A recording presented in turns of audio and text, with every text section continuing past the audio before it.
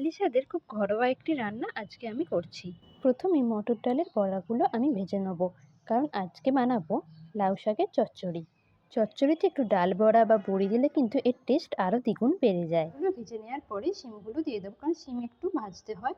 তারপরে এক করে আলু, ডাঁটা, বেগুন দিয়ে একটু ভেজে নেবো। খুব একটা বেশি ভাজবো না, হালকা রং ধরলেই এর মধ্যে দিয়ে দেবো হলুদ গুঁড়ো বেশি করে, কারণ শাকে কিন্তু বেশি একটু হলুদ লাগে। আর পরিমাণ মতো নুন, চিনি।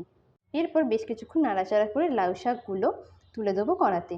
আর একদম অল্প পরিমাণে জল দেবো, মানে হাফ কাপেরও কম জল দেবো, কারণ শাক থেকে কিন্তু অনেক পরিমাণে জল বেরোয়। আমি বড়াগুলো উপরে এরকম ভেঙে দিয়ে দিচ্ছি, কারণ এটা সেদ্ধ হয়ে গেলে অটোমেটিক ভেঙে যাবে। এরপর চাপা দিয়ে আমি প্রায় এটাকে সেদ্ধ হতে দেবো 10 মিনিটের মতো। 10 মিনিট পরে একটু নেড়ে দেখে নেবেন আলুগুলো সেদ্ধ হয়েছে কিনা, কতটা পরিমাণে জল বেরিয়েছে, আর বড়াগুলো কিন্তু অনেকটা ভেঙে গেছে। এরপর তেলেতে 5 ফোড়ন আর শুকনো লঙ্কা ফোড়ন দিয়ে সেদ্ধ করে রাখা শাক আর সবজিটা ঢেলে দেবো। ভালো করে